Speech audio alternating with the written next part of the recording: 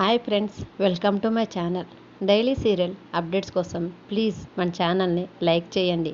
Video నచ్చితే subscribe చేసుకోండి. ఈరోజు నిండు నూరేళ్ల సావాసం ప్రోమోలో ఏం జరిగిందంటే, ఆకాష్, ఆనంద్, బుజ్జమ్మ ముగ్గురు కలిసి మెట్లపై నుంచి దిగుతూ కిందికి వస్తారు. అలా వస్తున్న పిల్లల్ని చూసి మిస్సమ్మ పిల్లలు ఎక్కడికి వెళ్తున్నారని అడుగుతూ ఉంటుంది. అప్పుడు బుజ్జమ్మ ఆడుకోవడానికి బయటికి వెళ్తున్నామమ్మా అని బుజ్జమ్మ బాగితో చెప్తూ ఉండేసరికి, మరి మీరు ముగ్గురే వెళ్తున్నారేంటి, అంజు పాప ఎక్కడా అని బాగి ఆకాష్ వాళ్ళని అడుగుతూ ఉండేసరికి, అప్పుడు ఆకాష్ వాళ్ళు, అంజుకి హోంవర్క్ ఉందంట మిస్సమ్మ, నేను హోంవర్క్ చేసుకోవాలి, మీరందరూ బయటికి వెళ్ళండి అని మమ్మల్ని అందరూ కూడా బయటికి గెంటేసి ఒక్కతే రూమ్లో కూర్చొని డోర్ వేసుకొని హోంవర్క్ చేసుకుంటుందని ఆకాష్ వాళ్ళు మిస్సమ్మతో అంటూ ఉంటారు. సరే పిల్లలు, మీరు వెళ్ళండి, అంజు పాప మిమ్మల్ని అందరినీ బయటికి వెళ్ళగొట్టి హోంవర్క్ చేయదు, ఏమీ చేయదు, ఒక్కతే హాయిగా నిద్రపోతూ ఉంటుంది. నేను వెళ్ళి అంజు పాపని మీ దగ్గరికి పంపిస్తాను, మీరు వెళ్ళి ఆడుకోండి అని చెప్పి మిస్సమ్మ అంజు రూమ్ దగ్గరికి వస్తూ ఉంటుంది. అప్పుడు అంజు శరీరంలో ఉన్న ప్రచండ తన మంత్రశక్తితో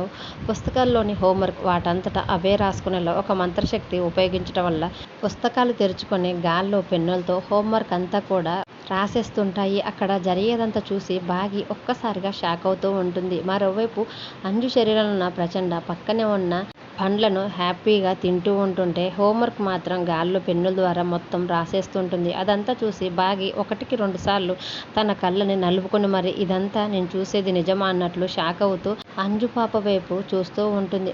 మరి అంజు పాప వింతగా అలా హోంవర్క్ చేయటం చూసిన బుజ్జమ్మ అంజు పాపని నిలదీస్తుందా, లేకపోతే అమర్కి చెప్తుందా, అసలు అంజుకి ఏమైందని బాగి ఎలాంటి నిర్ణయం తీసుకొని ఉంది అనేది అప్కమింగ్ ప్రోమోలో చూద్దాం.